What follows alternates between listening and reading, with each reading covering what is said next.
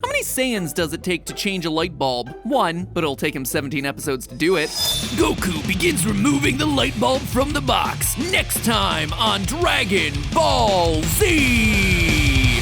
Hello, Internet! Welcome to Film Theory, where we aspire to reach Frieza levels of dialogue. What's the deal? Is your phone call over? Good thing they reached you before I disconnected your number. Poetry, it's simply poetry. Now, it's been a long time since we last covered Dragon Ball. In fact, How to Do a Kamehameha Wave was one of the first uploads on this channel. Unless, of course, you include that one video where I talked about the power level of Ultra Instinct Shaggy. Remember when that was a meme for a hot minute? But man, people love Dragon Ball. It played a major hand in popularizing anime in the West. It gave Cartoon Network some of the highest ratings they'd ever seen. And according to the NPD group, Dragon Ball Z is the #1 selling anime brand of all time. I mean, sure, you may have gotten some odd glances from your parents when they saw you watch Trunks scream at Frieza for 12 seconds straight in slow motion. 1 hour later. But at its heart, it's really a show all about overcoming obstacles in the face of overwhelming adversity and screaming at each other's faces for prolonged periods of time. But buried amongst the Dragon Ball franchise's 600 plus episodes, 19 movies, and 1 Vegeta mustache, one battle in particular has gone down in infamy. Not as the most insanely powerful, ridiculously destructive fight, nor as the most satisfying and well-written story arc, but as the longest, drawn-out fight that's ever graced our TV screens. Dare I say the longest fight in the history of all of television. Yes, I am talking about the Frieza saga, for those of you who are nodding your heads or able to read a title. Now, for those of you who aren't familiar with DBZ, the Frieza saga refers to episodes 75 through 107 of the original Dragon Ball Z run. During this arc, the Z fighters go to the planet Namek in order to gather the Dragon Balls, which will allow them to summon a dragon able to grant one wish. Their goal is to revive all those who died at the hands of the Saiyans several sagas ago. Frieza, the main antagonist of the saga, overhears talk about the Namekian Dragon Balls and sets out to the planet to wish for immortality. The two groups eventually meet, and since this is Dragon Ball, they fight for a very long time. To give you an idea, they're on Namek starting at episode 36, and the big bad of Frieza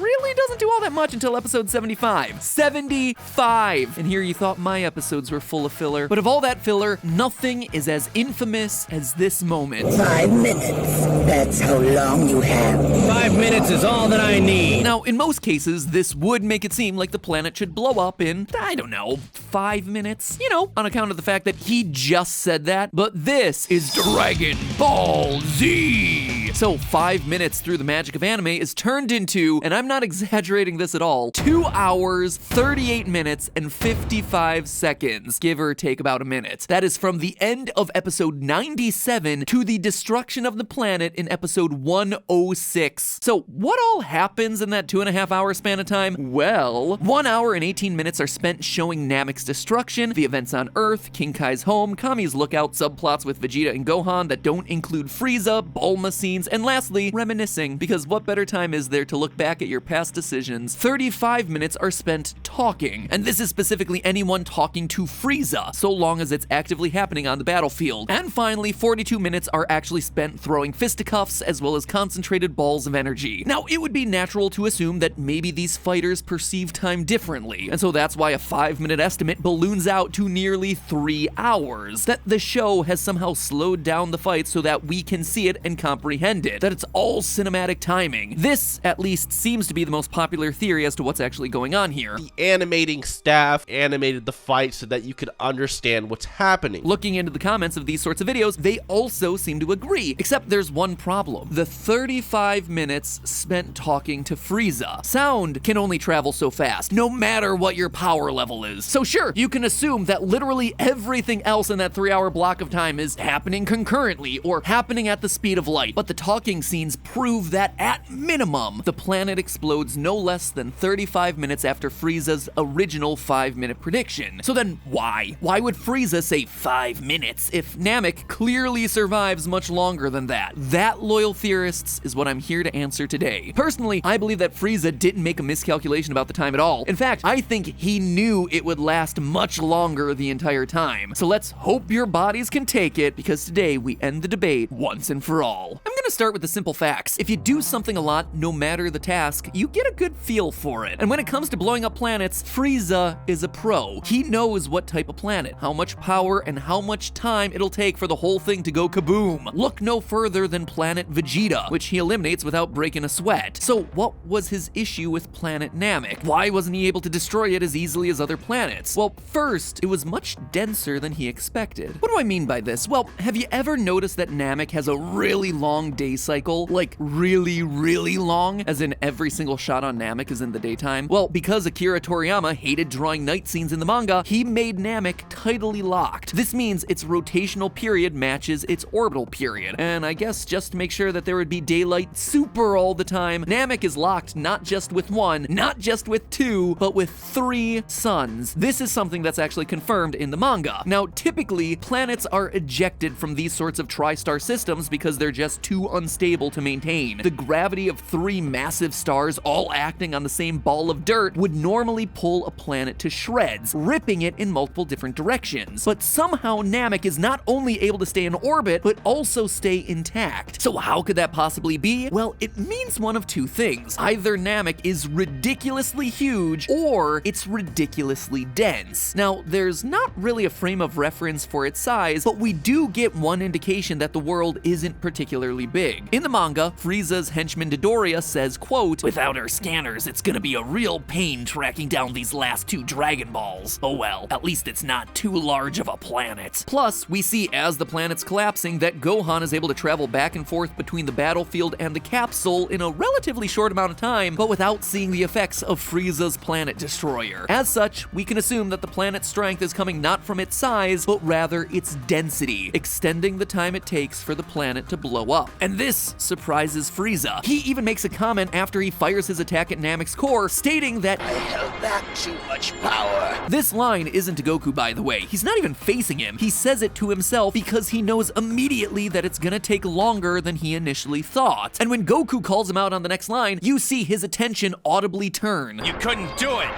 You couldn't go through with it after all, huh? So what do you do if you're Frieza in this moment? You've miscalculated your attack, and you're on the ropes against a really difficult opponent. Well, one thing that we've seen throughout the various battles is that Frieza is pretty darn smart. He gets a lot dumber as the series goes on, but in this main arc, he's very strategic, serving as the polar opposite to Goku. Where Goku fights on fair terms, Frieza fights dirty. Where Goku improvises, Frieza strategizes. Interestingly enough, despite all the boasting and confidence, Frieza is never one to assume things will just work out. Take the destruction of planet Vegeta. To prevent an uprising and the loss of his throne, he destroys an entire planet purely based off the legend of the Super Saiyan. In addition to militaristic self-preservation and running an empire 448 planets deep, Frieza is constantly using psychological warfare against his opponents. He seems to be a follower of Sun Tzu's teachings, because you can actually trace most of his tactics back to the art of war. Here's an example from the book. Rouse him and learn the principle of his activity or inactivity. Force him to reveal himself so as to find out his vulnerable spots. For all the memes about it not being his final form, Frieza hides his true nature because of this Sun Tzu quote. A true fighter doesn't reveal his true abilities until he's fully sussed out his opponents. Actually, he does it quite a bit. One of Frieza's signature characteristics is that he often doesn't move a limb during a fight. While it could just be a result of how sure of himself he is, it also happens to be one of the other strategies in the art of war. Quote again, "Be extremely subtle, even to the point of formlessness. Be extremely mysterious, even to the point of soundlessness. Thereby, you can be the director of the opponent's fate." By not allowing his movements to be predictable, he is a total wild card on the battlefield. You can't dodge or block what you can't see coming. And when your opponent isn't even moving, there's no way to prepare for a counterattack. All of this plays into Frieza's psychological warfare. Throughout the series, we see instance after instance of Frieza belittling his opponents. When fighting Nail, Frieza praises his power level of 42,000, only to cut it down by revealing his own to be 530,000. Building his confidence only to break it down, completely crushing the genuine effort Nail had in powering up, making the soon-to-be struggle all for naught. And again, these are all lessons from the art of war. Quote, "Supreme excellence consists of breaking the enemy's resistance without fighting. If your opponent is temperamental, seek to irritate him. Pretend to be weak that he may grow arrogant. If he's taking his ease, give him no rest. A great example of this is when Gohan, Vegeta, and Dende are forced to watch helplessly as Frieza literally plays with Krillin impaled on his horn. Yeehaw! That's it, buckaroo! Ride 'em, cowboy! By treating this powerful fighter like a mere plaything, Frieza makes his raw power and inhumanity seem that much more unconquerable, striking fear into everyone watching, including Vegeta himself. They're demoralized. They've lost the battle before it's really begun because they're so afraid of their opponent. Fast forward a bit and we can see the same kind of twisted demoralization tactics used during his fight with Piccolo. He intentionally humiliates and tortures Piccolo for the fun of it, but also to send a warning to everyone else watching from below. That feeling of helplessness I was hoping to inspire must be settling in nicely. Even in Piccolo's final moments, he lets the Namekian resurface just so he can finish the job in front of Gohan. Because Frieza has super hearing, he knows that Piccolo means a lot to the boy, so he forces Gohan to watch his death, devastating Gohan's morale. During his fight with Goku, he's constantly bringing up how he's killed so many people, the Namekians, his friends, specifically Krillin, all in an effort to distract and anger Goku, but it doesn't work. The two start fighting at episode 87, but 10 episodes later, Frieza's established that he can't win by conventional means, so his most drastic offensive strategy is to blow up the entire planet, knowing that Goku will die and he'll be okay in the vacuum of space. But when the planet doesn't completely blow up like anticipated, he has to come up with a plan to lie. Following another of Sun Tzu's quotes, all warfare is based on deception. In the midst of chaos, there is also opportunity. By the time Frieza uses destroy the planet, he's figured the only thing he has to do is force Goku to rush, to screw up somewhere, and look for an opening to deliver the final blow. By setting the 5-minute timer, Frieza intends to plant fear and doubt into Goku's head. There's no time to think. You ever play chess using a timer? It's the same thing. It forces you to move faster and constantly be thinking about the clock ticking down in the background. By Frieza clearly letting his opponent know that Goku will die in the explosion while Frieza survives, whether it's true or not, it sets the stakes super high for Goku. He has to finish the job now to avenge his friends, but the clock is ticking. Just like Sun Tzu said, it created chaos, and there is opportunity in chaos. The fact of the matter is that Frieza, without a doubt, used the whole 5-minute bit as a means of psychological warfare to ensure Goku's defeat. The only problem was that he not only underestimated the energy needed to destroy the planet, he also underestimated Goku himself. But hey, that's just a theory. A film theory. And Goku begins turning the light bulb next time on Dragon